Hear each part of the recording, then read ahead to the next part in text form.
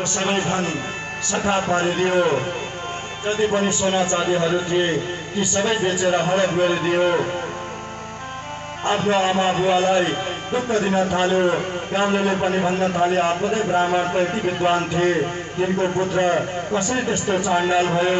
एउटा पुत्र विद्वान छ गोकर्णहरूको, धुन्धुकारी महाठल महापापी आतताई कसरी भयो भनेर गाउँले पनि कुरा गर्न थाल्यो। त आफूले ब्राह्मण बडा चिन्तित भए कि अघिको समयमा यही पुत्रको लागि, यही कुपुत्रको लागि, यही सन्तानको लागि भनेर आफ्नो प्राण पनि मैले दाउमा लगाएर मैले ऋषिबाट वरदान स्वरूप प्राप्त गरेँ। तर अहिले आएर यो कुपुत्र भयो।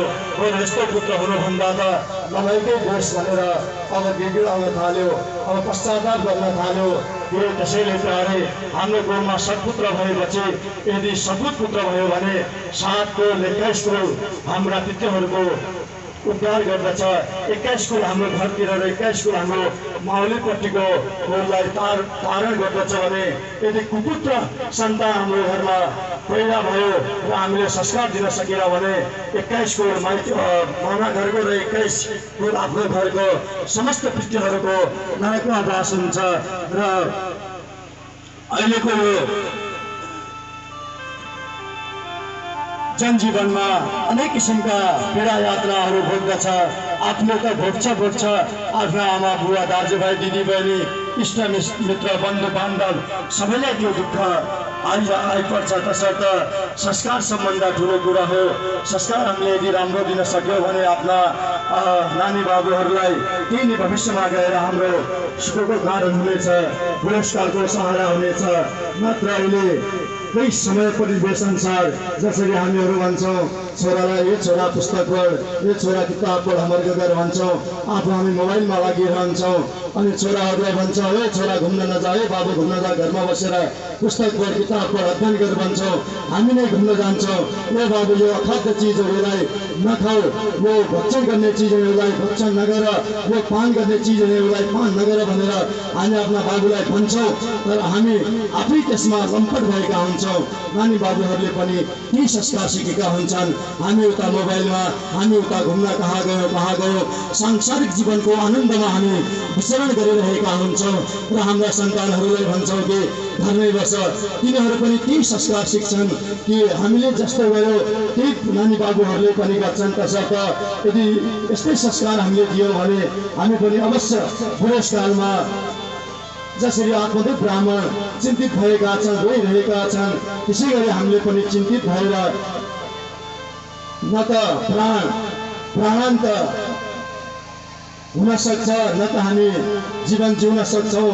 के गर्ने कसो गर्ने, घाँटीमा परेको मुखमा परेको तातो दुध हुन्छ, त्यो दुधलाई निल्नु फाल्नु जस्तै हुन्छ। यदि हामीले समयमै ख्याल गरेर आफ्ना नानी बाबुहरूलाई उचित शिक्षा दीक्षा हामीले पालन संस्कार हामीले दिन सकेनौँ भने यही हाम्रो लागि भविष्यमा नरक भनेको यही हो। तसर्थ प्यारे यस्तै गरी धुन्धुलीले पनि ती संस्कार दिएकी थिइन्।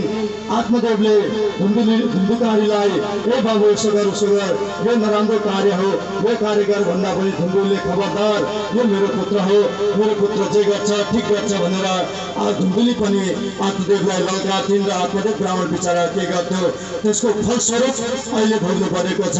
त्यसै गरी बडा चिन्तित भएर आत्मदेव ब्राह्मण हुन थाले।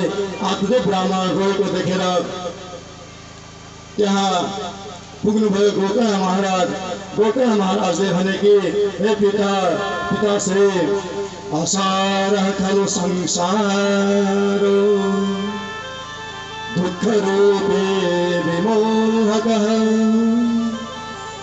सुतः कस्य धनं कस्य स्नेहवाञ्जल्यते निशम्। यो संसार चाहिँ मिथ्या हो, यो संसारमा कोही कसैको छैन प्यारे। हे पिताश्री यो संसारमा न त म तपाईँको पुत्र हो, न यो तपाईँको धन सम्पत्ति हो, न यो संसार तपाईँको हो। जति पनि जे हो जहाँको त्यही रहन्छ। तसर्थ हे पिताश्री अब चिन्ता नगर्नुहोस्, चिन्ता गरेर केही हुनेवाला छैन भनेर ज्ञान गुणका कुराहरू सिकाएर एउटा पुत्र यसरी सम्झाइरहेको छ, अर्को पुत्र पीडा दिइरहेको छ। हेर्नुहोस् प्रारब्ध पनि कस्तो परिआउँछ। सम्झाउन थाले कि यो पृथ्वीमा यो संसारमा धन सम्पत्ति घर गाडी बङ्गला कोही पनि कसैका छैन। हामीहरू भन्छन् यी मेरा आमा हुन्, यी मेरा बुवा हुन्, यो मेरो पुत्र हो, यो मेरो धन हो। त्यही धनको लागि, त्यही भाइको भाग हिस्साको लागि हामी लडिरहन्छौँ। छिमेकीसँगै हाम्रो जमिन जोडेको भएपछि हामी छिमेकीसँग हामी काखमारसम्म पनि पुग्छौँ। मुख बोल्न पनि गाह्रो हुन्छ। कसैको यो कसको लागि प्यारे आखिरमा हामीले हाम्रा बाबुबाजेहरूले पुर्खाहरूले छोडेरै गएको जमिनको हामीले उपभोग गरेर हामी जिरहेका छौँ। यो तपाईँ हामीहरूलाई सबैलाई थाहा छ। तर हामीमा त्यस्तो लोभ लालच किन? यो संसार जसले त्याग्न सक्यो त्यो सुखी हो, जसले त्याग्न सकेन ममा भन्छ यो सबै मेरो हो। संसार धन सम्पत्ति सब मेरै हुन् भन्छ। त्यही हो नरक रूपी। अन्तिममा गएर त्यही प्राणान्तको बखतमा पनि दुःख पाउँछ र प्राणान्त भए पश्चात पनि त्यसले यमलोकमा बास पाउँछ। किनकि त्यसले भगवानको नाम कहिल्यै पनि मनमा स्मरण गर्न सकेन। सदैव हाई धन, हाई पैसा, हाई धन सम्पत्ति के गर्ने कार्य धन सम्पत्तिले? अहिले तपाईँ हामीहरू नै विचार गरौँ। हामीहरूसँग करोडौँ पैसा छ तर हामीहरूले पेटभरि खान पाइरहेका छैनौँ। किनकि सुगर छ, मिठा मिष्टान्नहरू हामीले भोजन गर्न पाइरहेका छैनौँ, पेटभरि खान पाइरहेका छैनौँ। अन्तिममा जाने त्यही हो जब हाम्रो प्राणान्त हुन्छ। त्यतिखेर भन्छन् कि आफ्नो पत्नीले समेत भन्छन् कि हे पुत्रहरू, हे बाबुहरू, लगेर जाऊ त्यो तिम्रो बाउलाई। अब घरमा धेरै राख्यो भने त्यहाँबाट दुर्गन्ध पैदा हुन्छ, तसर्थ त्यहाँबाट लगिहाल भनेर ती पत्नीले भन्छन्। जुन पत्नी आफ्नो पतिको लागि अर्धाङ्गिनी भएर आएकी हुन्छन्, आफ्नो पर स्त्री पर घर आफ्ना आमा बुवा जन्मेन आमा बुवालाई छोडेर आएकी हुन्छन्। त्यही पुत्र हुन्छ जुन पुत्रले आफ्ना बुवालाई हाई मेरो बुबा, हाई मेरो ड्याडी, हाई मेरो पिताश्री भनेर अनेक किसिमका मायाहरू गरेर बाहिरी देखावटी माया गरेर धन सम्पत्ति आर्जन गर्नको लागि, बुबाको सम्पत्ति हरण गर्नको लागि भाइहरूमा पनि प्रेम गर्छन् कि म बढी माया गर्छु मेरो पिताश्रीलाई, मेरो बुबालाई भन्छन्। जतिखेर प्राणान्त हुन्छ त्यतिखेर ती पुत्र भन्छ कि छिटो हामी बुबालाई शमशान घाट लगेर जाउँ, त्यहाँ दाह संस्कार गरौँ, किनकि पछि यहाँ दुर्गन्ध आउन सक्छ। यस्तो यो संसार हो प्यारे। तसर्थ लोभ लालच कसैले कसैको लागि गर्नु छैन। एकपट्टि अर्काले कसैप्रति रिस गरेर किन हुने हो? मैले तपाईँप्रति रिस द्वेष भावना राखेर मलाई के प्राप्ति हुने हो? उल्टै ममा भएको जो सत्कर्महरू छ, भगवानको नाम जप्ने समय छ, त्यो नाम जप्ने समय मैले नपाएर म हजुरहरूप्रति तपाईँहरूप्रतिको देशको प्रतिशोध लिन मन त्यहाँ डोर्याउन सक्छु। तसर्थ यी संसारमा कसै पनि केही पनि कसैका छैनन्। जे छ त्यो आफ्नो आत्मा हो, यो पञ्च भौतिक तत्त्वले बनेको शरीर हो। यो आत्मा जतिखेर यहाँबाट विचरण हुन्छ त्यतिखेर थुथु छिची भनेर तुरुन्तै लगिहाल्छन्। अहिले देख्नमा के गर्ने, डेन्टिङ पेन्टिङ गरेका छौँ, राम्रा महँगा वस्त्र लगाएका छौँ, एसी कुलरमा सुतेका छौँ, ठुलो गाडीमा हिँडेका छौँ, घुमेका छौँ। अहिले आहा छौँ जतिखेर यो प्राण आत्मा जतिखेर यो शरीरलाई छोड्छ त्यतिखेरै छिची छोटो हुन्छ प्यारे। तसर्थ यसरी सम्झाइरहेको छ आत्मदेव ब्राह्मण गोकर्ण महाराज आफ्ना पिता श्री आत्मदेवलाई कि हे बुबा, यो संसारमा कुनै पनि कसैको छैन। तसर्थ देस्ति मांसरुदिरे विमतिं त्यजत्वं जाय सुतादेषु सदा ममतां विमुच्च पश्यामि संजयितं क्षणभङ्गतिष्ठं वैराग्यरागरशिलो भवभक्तिनिष्ठः धर्मं भजस्व सततं त्यजलोकधर्मात् सेवस्य साधुपुरुषान्तैकामतृष्णा अन्यस्तदोषगुणचिन्तनमासु मत्ता सेवाकतार समहो निरतां विभक्तम्।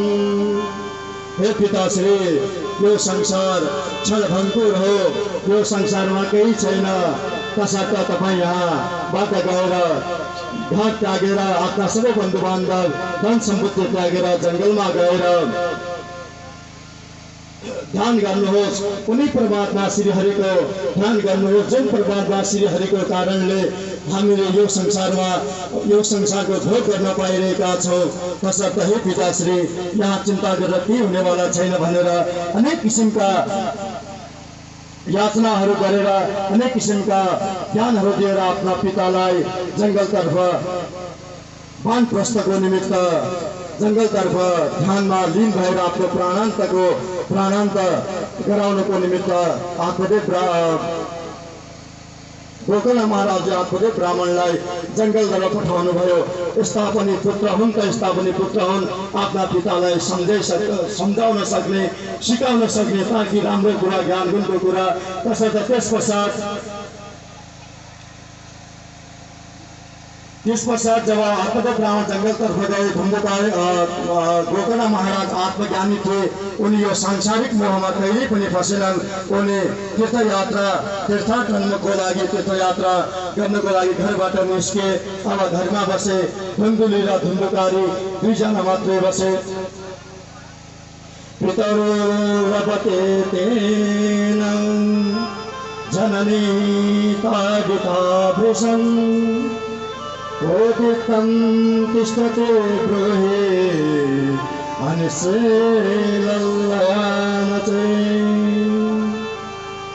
अब आफ्ना माता धुन्दुलीलाई धुन्दुकारी कुट्न थाल्यो, पिट्न थाल्यो। हे आमा, हे माता, मलाई धन देऊ, मलाई सम्पत्ति ल्याऊ, सोना चाँदीहरू ल्याऊ भनेर घर पुरै रित्तायो। वेश्यावृत्तिमा लम्पट भयो। घरमै आफ्नै आमाको अगाडि वेश्याहरू ल्याएर घरमै मोज मस्ती नसामा धुत भइरहने त्यस्तो धुन्दुकारी भयो। त्यस पश्चात घरको सबै धन सम्पत्ति सकाप भयो। अब बचेका थिए गरगहनाहरू, ती गरगहनाहरू पनि माग्न त माग्यो, नदिएपछि धुन्दुकारले त्यहाँ खानैबाट लुचेर, घाँटीबाटै लुचेर लगेर आफ्नै आमालाई पीडा दिएर त्यो पनि बेचेर खायो। दिनहरू बित्दै गए। एक दिनको कुरा थियो। धुन्दुली त्यही चिन्तामा थिइन्, मैले यो के गल्ती गरेँ, के मैले यो भुल गरेँ, मैले आफ्नो यौवनको, मैले आफ्नो जवानीको, ममा भएको धनको मैले लोभ लालचले अहिले मैले यस्तो दुःख भोग्नु पर्यो भनेर हिँडिरहेकी थिइन्। त्यतिखेर धुन्दुकारी पछाडिबाट आयो र त्यही सामने इनार कुवा थियो, त्यही इनारमा आफ्नो आमालाई धुन्दुलीलाई फालिदियो र त्यही त्यसको प्राणान्त भयो। त्यस पश्चात अब एक्लै घरको राजा भयो। राजा भएपछि घरमा अनेक किसिमका गाउँमा गएर चोरेर ल्याएर आनन्दमा मोज मस्तमा थियो। र त्यही आनन्दमा एक दिन ती वेश्याहरूले विचार गरे, ती पञ्चकन्याहरूले विचार गरे कि अब यो धुन्दुकारीसँग भएको धन सम्पत्ति पनि सबै हामीले सकाप पार्यौँ। अब धुन्दुकारीसँग केही पनि धन सम्पत्तिहरू छैन, गाउँघरबाट चोरेर लिएर आउँछ। यदि राजाका सिपाहीहरूले धुन्दुकारीलाई पक्रिए समाते भने धुन्दुकारी त सजायको भोगी हुन्छ, हामी पनि सजायका भोगी हुनेछौँ। तसर्थ अब हामीले केही न केही विचार गरेर धुन्दुकारीलाई हामीले मार्नुपर्छ भनेर एक दिन साँझ बखत तिनीहरूले विचार गरे, प्लान बनाए। त्यही योजना अनुसार धुन्दुकारी धन सम्पत्ति चोरेर ल्यायो र मदिरा मांसहरू ल्याएर आनन्दले बसेर खाइरहेका थिए।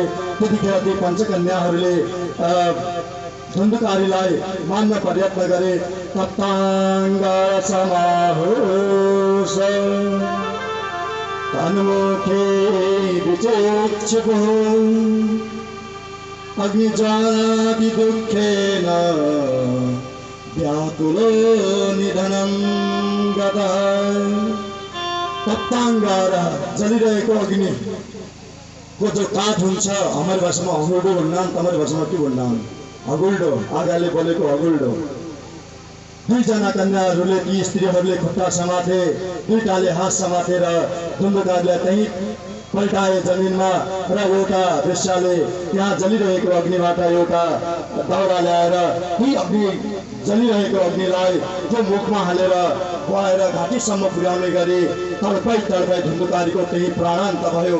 धुन्दुकारीको प्राणान्त भएपछि अब धुन्दुकारीलाई के गर्ने भने घरको पछाडिपट्टि केही थोरै ठाउँ थियो, त्यही ठाउँमा ठुलो खाडल बनायो। त्यही खाडलमा पुरिदिए र जे जति थियो धुन्दुकारीको धन सम्पत्तिहरू सबै त्यहाँबाट हरण गरेर ती वेश्याहरू त्यहाँबाट आफ्नो बाटो लागे। दिनहरू बित्दै गए। गोकर्ण महाराज तीर्थ यात्रामा लागिरहनु भएको थियो। गोकर्ण महाराज तीर्थयात्रामा हुनुहुन्थ्यो। गोकर्ण महाराजलाई थाहा भयो कि मेरो दाजु धुम्बकारीको प्राणान्त भयो भनेर जानकारी पाए। जानकारी गए पश्चात तिनले जुन जुन तीर्थमा ती गोकर्ण महाराज जानुहुन्थ्यो त्यो तीर्थमा आफ्नो दाइको नाम धुम्बकारीको नामले पिण्डदानहरू तिलाञ्जलीहरू तर्पणहरू गर्थ्यो। दिनहरू बित्दै गए। एक दिन गोकर्ण महाराज आफ्नो गाउँमा पुग्नुभयो। साँझको पख थियो। त्यसपछि गोकर्ण महाराजलाई के भयो कस्तो भयो आउनुहोस् एकछिन हामी भगवान नाम संकीर्तनमा आनन्दित हुँदै फेरि पुनः हामी कथामा प्रविष्ट हुनेछौँ।